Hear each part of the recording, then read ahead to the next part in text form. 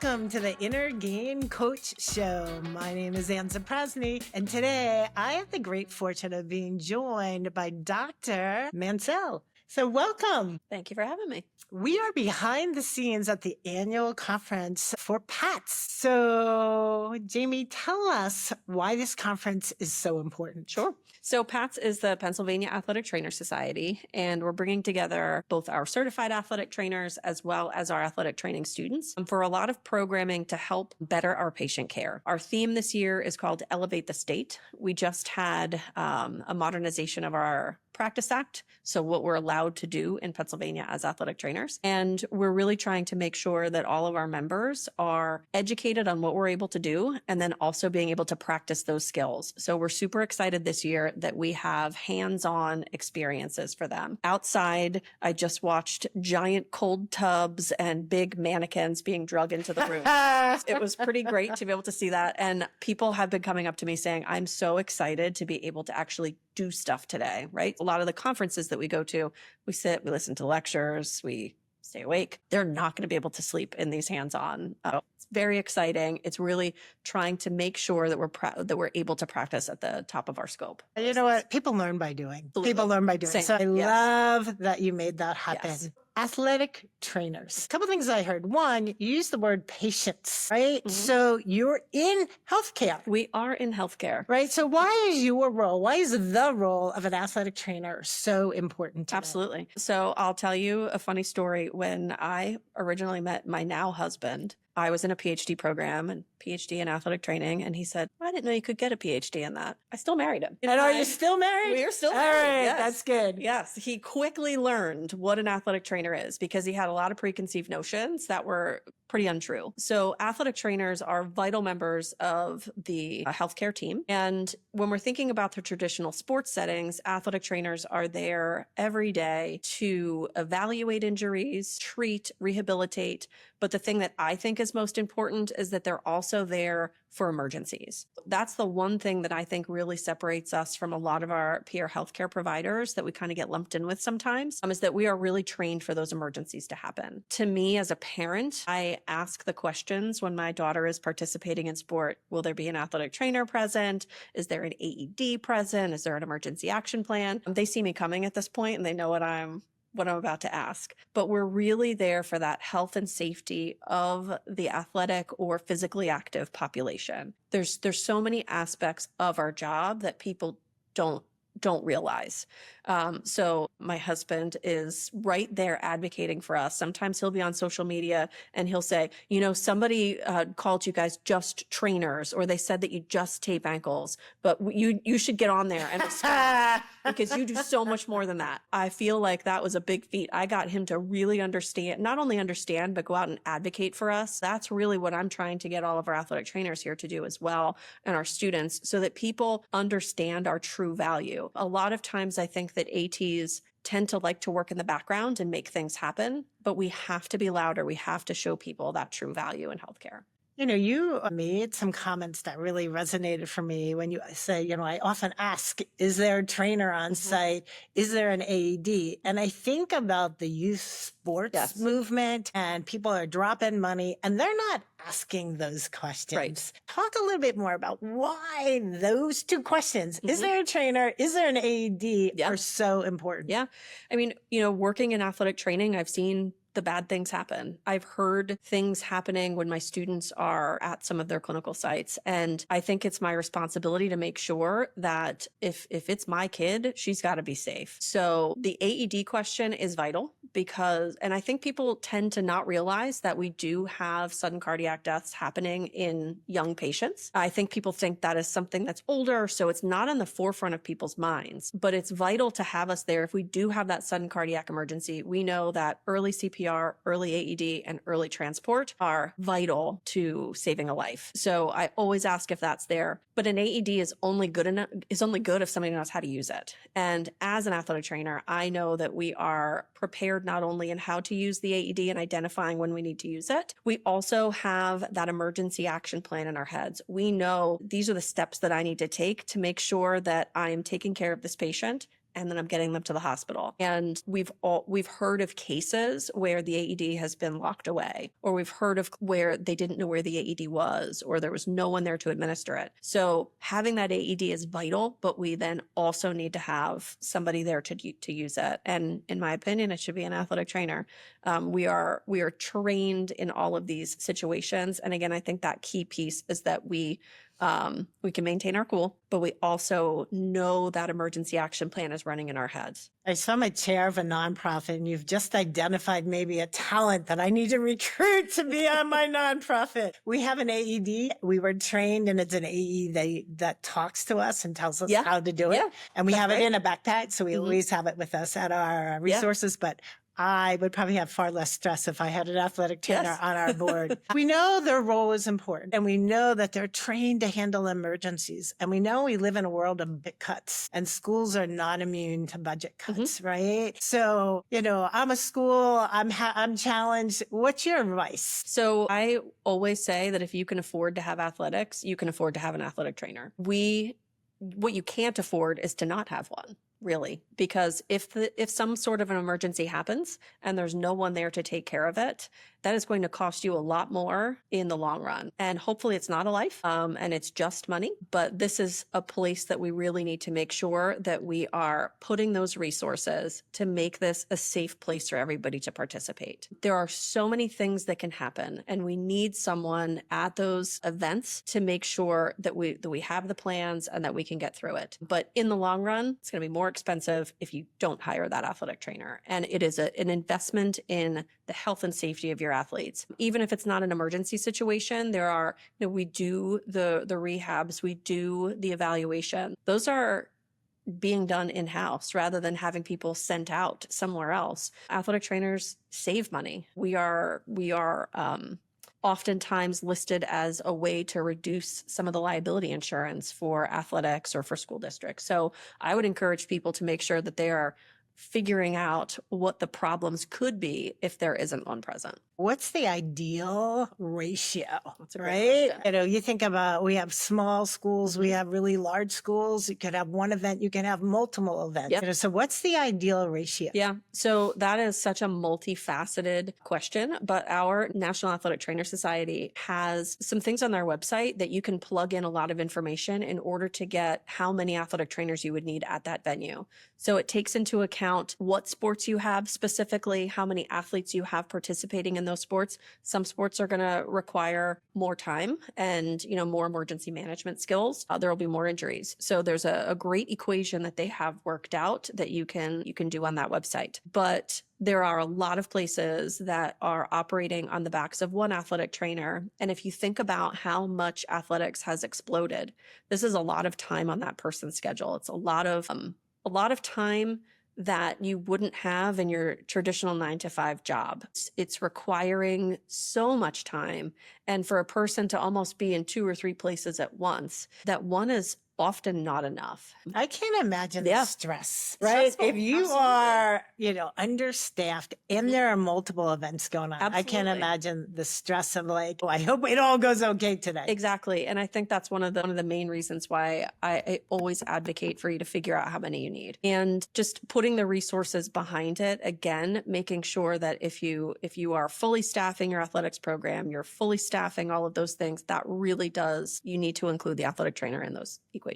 You are the current president. Tell us a little bit about what that means. Yeah.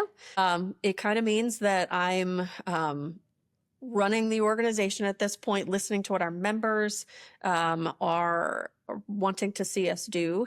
We just went through our modernization of our Practice Act. So at this point, we're doing a lot of education. We're doing a lot of promotion of what we can do. I think as the president of this association, I also need to be interacting with some of our peer healthcare providers and also kind of advocating at every level, making sure that people understand what those ATs are. We spent some time in Harrisburg this year at our hike to Harrisburg, where we talked to the new legislators to explain what we do. And really, I as the president or as the leader, I like to kind of take a step back from the spotlight and make sure that our members, our committee members, our executive board members who have passions in specific areas have the support and resources they need to be able to run with some of those projects. So I like to kind of think that I'm kind of the facilitator and allowing people to kind of shine. And how do you balance your time commitment with Pat's and your full-time responsibilities? That's a great question. I'm not quite sure. I do sleep. I am often asked if I sleep. I do. And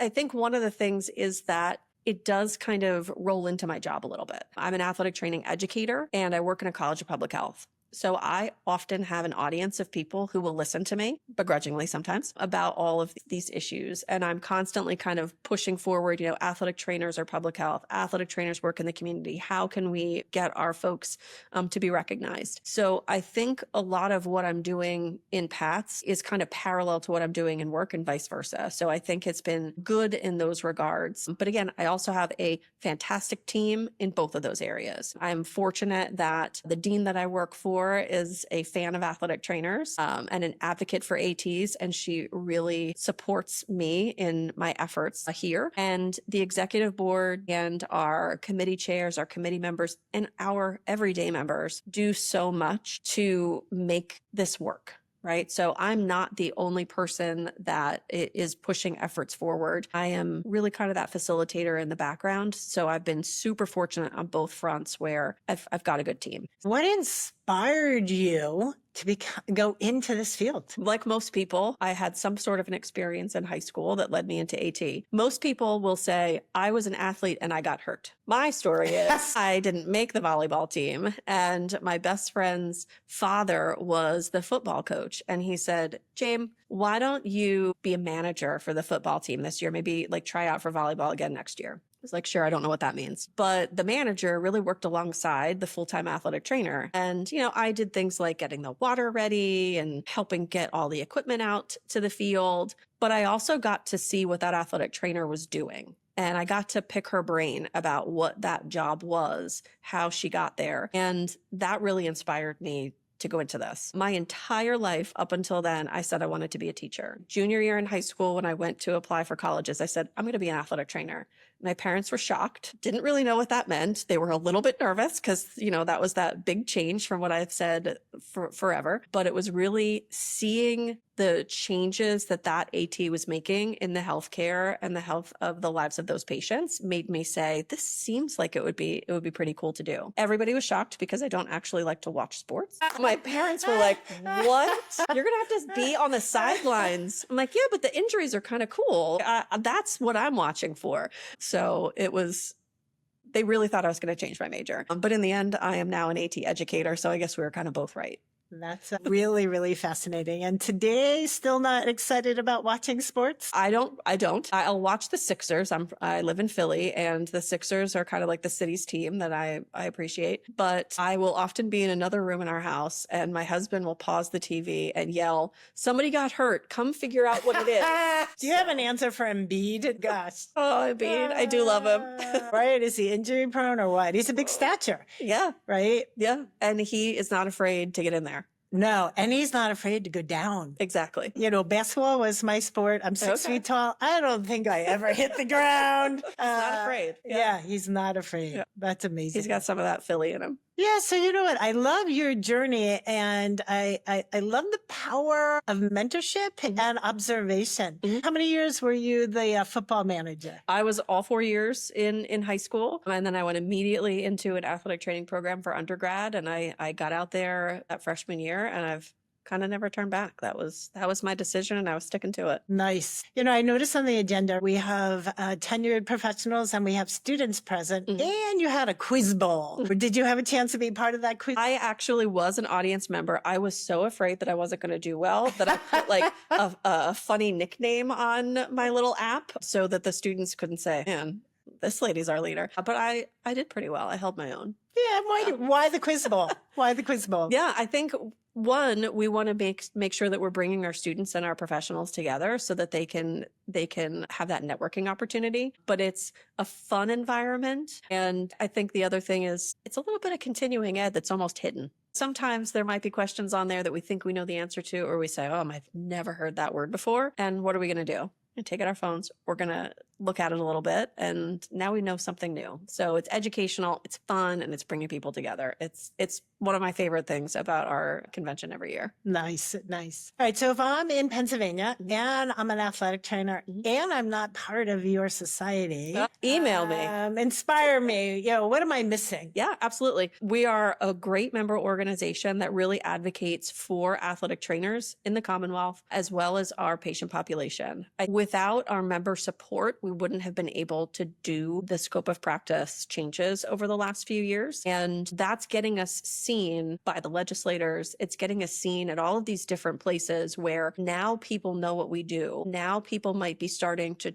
think about maybe investing in us a little bit more. So I think the advocacy is one of those almost an intangible thing that you're getting out of your membership. We have a lobbyist group that absolutely knows what we do, loves what we do, and advocates for us all the time in the legislature. We also do a lot of great programming for our members. So the continuing education units, not only at our annual convention, but we do some regional events as well. And then we've started to do some fun events. We just had something in the southeast, northeast region where we brought people together and just kind of had some fun. Nice. And, I think it's important for us to be able to be with people who are in similar situations so that we can have those conversations. Athletic training can be a lonely profession if you're the only AT at a site. And I think it's vital that we've got other people to bounce ideas off of, give us recommendations, or really kind of just commiserate in things sometimes. We see a lot. And we need that support. We need people around us. So I think that our membership organization is really a close one. Seeing the same faces year after year at convention really shows the dedication of our members. And we'd love to have people join the fam. Nice, nice, right? A sense of community is so important. And I call it like solo leadership, right? And if you think about some of the crisis events you manage, you need to have that decompression and that collaboration. So you got me inspired, but I'm not an athletic trainer, but you got me inspired. You were on the agenda. I was. And you had a pretty important topic. Yes. Tell us a little bit about your topic and why you were intentional to bring that topic to your audience. Sure. I just spoke with the students and I did the same thing for our certified members last night. I talk about sexual misconduct, protecting ourselves and protecting our patients. We said earlier that we can't talk to many people who haven't faced some form of sexual misconduct at some point in their career, ranging from discrimination, harassment, abuse. And I think sometimes things are normalized. And I think that for years, nobody talked about the things that were happening and how they were inappropriate. And that just causes things to continue.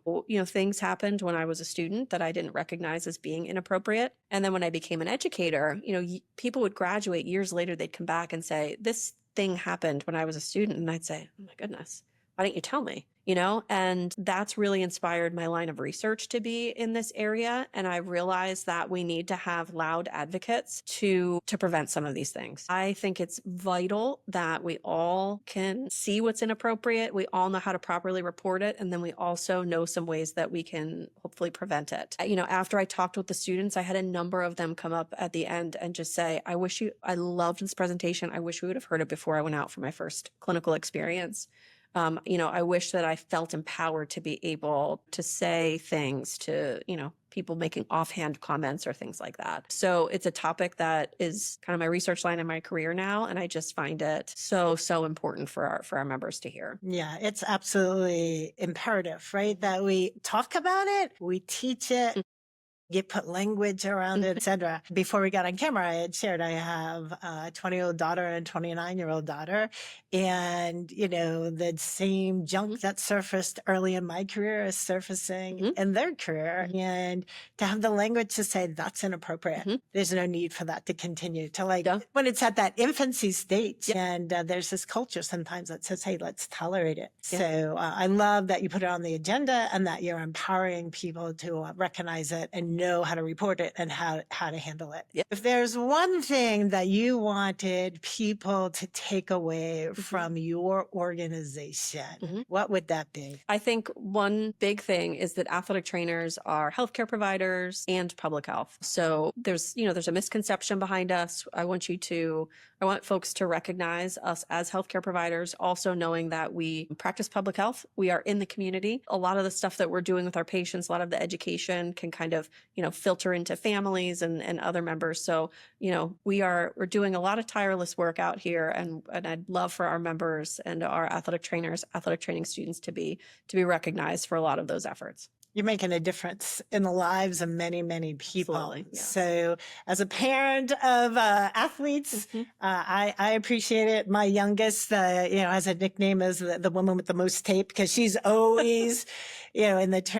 But, you do impactful, important work. Yeah. So on behalf of all the sports parents out there, thank you. Thank you. So appreciate it. Absolutely. Thank you.